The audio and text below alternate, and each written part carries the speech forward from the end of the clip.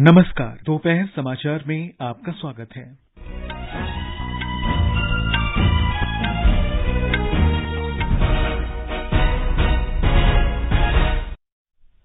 प्रधानमंत्री नरेंद्र मोदी ने भोपाल के रानी कमलापति रेलवे स्टेशन से 5 वंदे भारत ट्रेनों को रवाना किया। कहा, इन रेलगाड़ियों से संपर्क और पर्यटन में बढ़ोतरी होगी। कर्मचारी भविष्य निधि संगठन ने अधिक वेतन पर पेंशन के लिए आवेदन करने की समय सीमा 11 जुलाई तक बढ़ाई। मौसम विभाग का हिमाचल प्रदेश और उत्तराखंड में तेज वर्षा का अनुमान। पर्यटकों को अपनी सुरक्षा को प्राथमिकता देने की सलाह। राष्ट्रपति व्लादिमीर पुतिन ने पश्चिमी देशों पर वैगनर समूह द्वारा विद्रोह के दौरान रूस के लोगों के बीच संघर्ष की भावना भड़काने का आरोप लगाया। एक दिवसीय क्रिकेट विश्व कप 5 अक्टूबर से अहमदाबाद में शुरू। भारत और ऑस्ट्रेलिया के बीच पहला मैच 8 अक्टूबर को चेन्नई में। और south Asian football federation championship में भारत का मुकाबला आज बेंगलुरु के श्री कांतारावा स्टेडियम में ग्रुप ए के आखिरी मैच में कुवैत से होगा। दोपहर समाचार के साथ मैं निखिल कुमार। प्रधानमंत्री नरेंद्र मोदी ने आज भोपाल के रानी कमलापति रेलवे स्टेशन से देश की 5 नई वंदे भारत रेलगाड़ियों को रवाना किया। प्रधानमंत्री ने सबसे पहले रांची पटना, धारवाड़, KSR बेंगलुरु और गोवा मुंबई को वर्चुअल माध्यम से रवाना किया। इसके बाद श्री मोदी ने मध्य प्रदेश की 2 वंदे भारत रेलगाड़ी भोपाल इंदौर और भोपाल जबलपुर को झंडी दिखाई। ये दोनों ट्रेन एक साथ रानी कमलापति रेलवे स्टेशन से रवाना हुई। प्रधानमंत्री ने कहा कि ये रेलगाड़ियां शुरू होने से मध्य प्रदेश, कर्नाटक, महाराष्ट्र, गोवा, बिहार और झारखंड में संपर्क और पर्यटन में बढ़ोतरी होगी। मैं MP को भी विशेष बधाई दूंगा क्योंकि आज एक साथ 2 वंदे भारत ट्रेनें ये मेरे मध्य प्रदेश के भाई बहनों को मिली है। अभी तक यात्री भोपाल से दिल्ली के बीच वंदे भारत एक्सप्रेस के सफर का आनंद ले रहे थे। अब भोपाल से इंदौर और भोपाल से जबलपुर का सफर तेज भी होगा, आधुनिक भी होगा और सुविधा से संपन्न भी होगा। रेल मंत्री अश्विनी वैष्णव ने कहा है कि अगले साल मार्च तक वंदे भारत रेल का स्लीपर वर्जन भी रेलवे ट्रैक पर आ जाएगा। दूरदर्शन समाचार से बात करते हुए उन्होंने कहा कि स्लीपर कोच की डिजाइनिंग का काम जोरों से चल रहा है। आज 5 वंदे भारत लॉन्च करने के बाद में भारत में जितने भी राज्यों में विद्युतीकरण हो चुका है, इलेक्ट्रिफिकेशन हो चुका है, वो सारे राज्य कनेक्ट हो जाएंगे। 4 राज्य ऐसे हैं जहां पे अभी तक इलेक्ट्रिफिकेशन या रेलवे का नेटवर्क नहीं है, उनको छोड़ के बाकी सब जगह वंदे भारत पहुंच जाएंगे। स्लीपर कोच की, वंदे स्लीपर की डिजाइन बहुत एडवांस्ड स्टेज में चल रही है। दिसंबर तक डिजाइन कंप्लीट हो जाएगी। मैन्युफैक्चरिंग भी इन पैरेलल चल रही है। मार्च तक वंदे स्लीपर भी आ जाएगी। अगले साल के मार्च तक वंदे स्लीपर भी आ जाएगी। प्रधानमंत्री ने कहा है कि देश में लोगों को यूनिफॉर्म सिविल कोड के नाम पर भड़काया जा रहा है। उन्होंने कहा कि भारत के संविधान में भी नागरिकों के समान अधिकार की बात कही गई है। सुप्रीम कोर्ट भी कह रही है कि कॉमन सिविल कोड लाओ। श्री मोदी ने भोपाल के मोतीलाल नेहरू स्टेडियम में भाजपा के मेरा बूथ सबसे मजबूत कार्यक्रम में कार्यकर्ताओं से संवाद करते हुए कहा कि एक घर में परिवार के सदस्य के लिए एक कानून हो, परिवार के दूसरे सदस्य के लिए दूसरा कानून हो तो क्या वो घर चल पाएगा? फिर ऐसी दोहरी व्यवस्था से देश कैसे चल पाएगा? श्री मोदी ने कार्यकर्ताओं के प्रश्नों के उत्तर में विपक्षी एकता से लेकर सरकार की योजनाओं तक तमाम विषयों पर प्रकाश डाला। आज मैं एक साथ बूथ में काम करने वाले करीब 10 लाख कार्यकर्ताओं को वर्चुअली संबोधित कर रहा हूं। आप तो इतने लोग यहां हैं, लेकिन देश का हर पोलिंग बूथ आज यहां आपसे जुड़ा हुआ है। शायद किसी भी राजनीतिक दल के इतिहास में ग्रास रूट लेवल पर ऑर्गेनाइज्ड वे में इतना बड़ा कार्यक्रम कभी नहीं हुआ होगा। इतना बड़ा कार्यक्रम आज हो रहा है। मेरा बूथ सबसे मजबूत अभियान के तहत प्रधानमंत्री ने आज देश भर के 543 लोकसभाओं से 10 लाख और मध्य प्रदेश के 64,100 बूथों के कार्यकर्ताओं को संबोधित किया। देश में बूथ सशक्तिकरण अभियान में महत्वपूर्ण भूमिका निभाने वाले विभिन्न प्रदेशों के विधानसभा क्षेत्रों से चयनित 3,000 भाजपा कार्यकर्ताओं को प्रधानमंत्री से संवाद का मौका भी मिला। ये समाचार हमारी वेबसाइट newsonair.com/hindi और हमारे mobile app news on AIR पर भी उपलब्ध हैं। दोपहर समाचार में आपका फिर स्वागत है।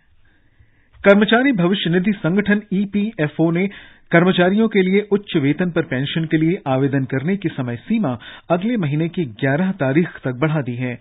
केंद्रीय श्रम मंत्रालय ने कहा कि पात्र पेंशन भोगियों और सदस्यों को होने वाली किसी भी कठिनाई को दूर करने के लिए 15 दिनों का आखिरी मौका दिया जा रहा है। इससे पहले आवेदन की समय सीमा इस महीने की 26 तारीख थी और इस दौरान 16 लाख से अधिक आवेदन प्राप्त हुए।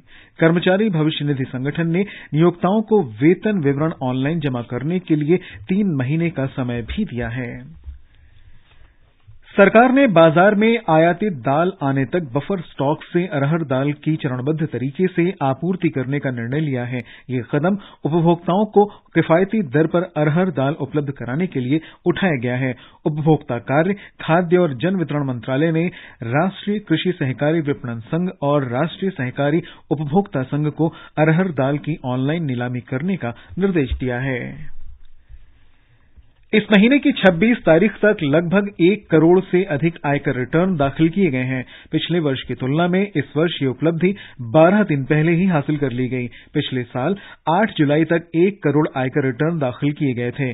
आयकर विभाग ने करदाताओं की सुविधा के लिए आयकर प्रणाली को आसान बनाने की प्रतिबद्धता दोहराई है और करदाताओं से आग्रह किया गया है कि वे अपना आयकर रिटर्न समय से पहले दाखिल करें ताकि अंतिम समय की भीड़ से बचा जा सके। उच्चतम न्यायालय के मुख्य न्यायाधीश न्यायमूर्ति डीवाई चंद्रचूड़ कल जम्मू के रायका क्षेत्र में जम्मू कश्मीर और लद्दाख उच्च न्यायालय के नए परिसर की आधारशिला रखेंगे। अत्याधुनिक सुविधाओं वाले इस परिसर के निर्माण पर 800 करोड़ रुपए से अधिक की लागत आने का अनुमान है और इसका निर्माण कार्य कम से कम समय में पूरा किया जाएगा।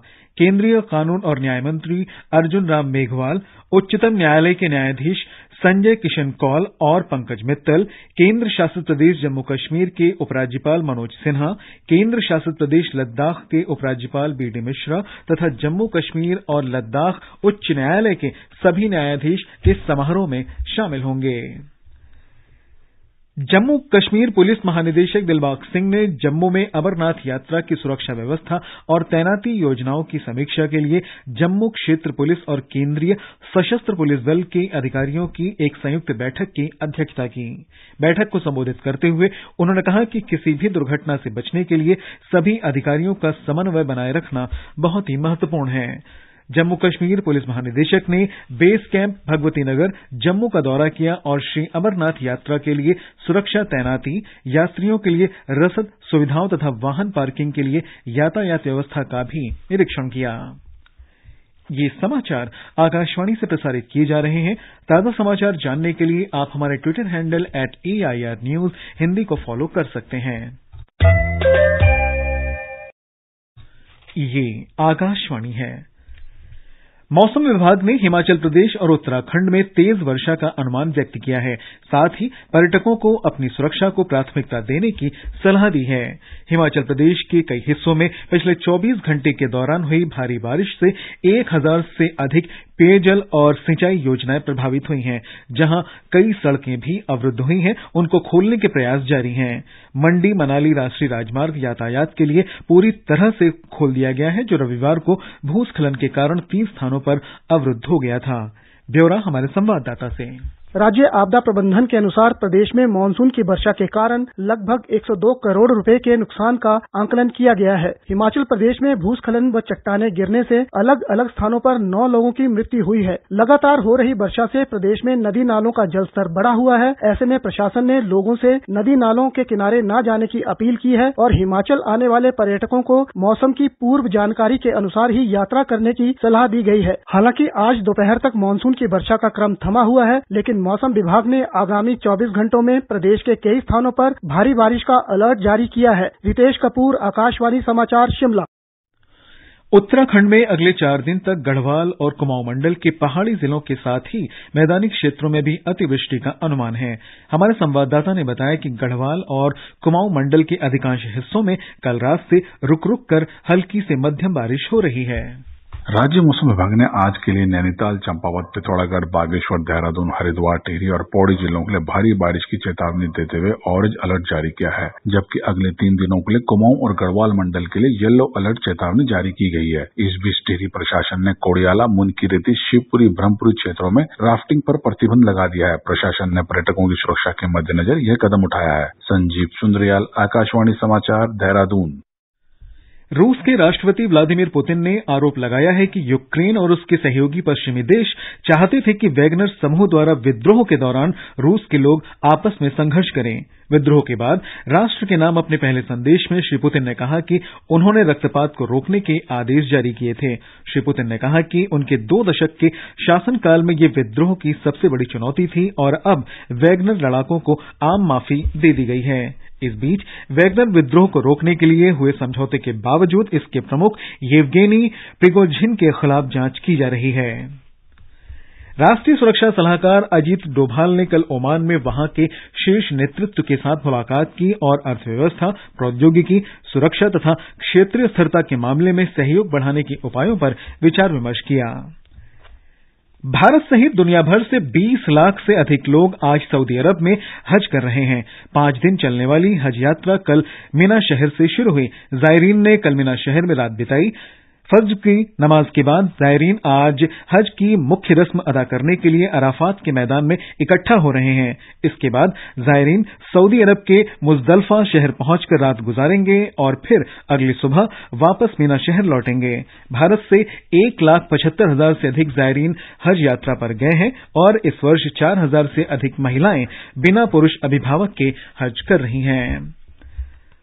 South Asian football federation championship में भारत का मुकाबला आज बेंगलुरु के श्री कांताराव स्टेडियम में ग्रुप ए के आखिरी मैच में कुवैत से होगा। ये मैच भारतीय समय के अनुसार शाम 7:30 बजे से शुरू होगा। ग्रुप ए के दूसरे मैच में आज नेपाल का मुकाबला पाकिस्तान से होगा। दोपहर 3 बजे से ये मैच शुरू होगा।